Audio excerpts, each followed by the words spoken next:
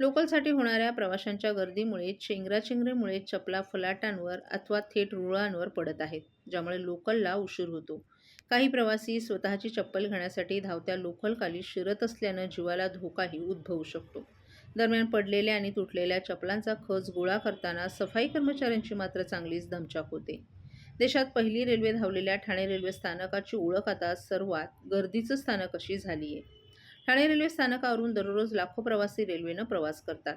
काही प्रवासी बाहेरगावी जाण्यासाठी मेल एक्सप्रेसनं प्रवास करतात. गर्दीत लोकल पकडताना दररोज अनेकांच्या चपला तुटतात. त्या चपला प्रवासी तिथेच टाकून पुढे मार्गस्थ होतात. मात्र फलाटांवर तसंच रेल्वे रुळांवर या चपलांचा खच जमा होत असल्यानं त्या सिग्नल यंत्रणेसाठी धोकादायक ठरत आहेत.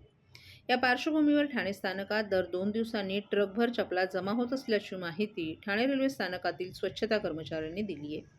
लोकल पकडताना घाईत असलेले प्रवासी तुटलेली चप्पल किंवा राहिलेली चप्पल रेल्वे स्थानकावर तशीच टाकून पुढे मार्गस्थ होतात. यामध्ये महिलांच्या चपलांची संख्या अगणित आहे. दिवसाला ठाणे रेल्वे स्थानकातून 5 ते 6 टन कचरा जमा होत असल्याची माहिती रेल्वे प्रशासनानं दिली आहे. त्यात चपलांचा खच सर्वाधिक असतो. यामुळे रेल्वे रुळांवरील आणि रेल्वे स्थानकांवरील चपला आणि अन्य कचरा उचलण्यासाठी सफाई कर्मचाऱ्यांना तारेवरची कसरत करावी लागत असून वेळप्रसंगी आपला जीवही धोक्यात घालावा लागत आहे.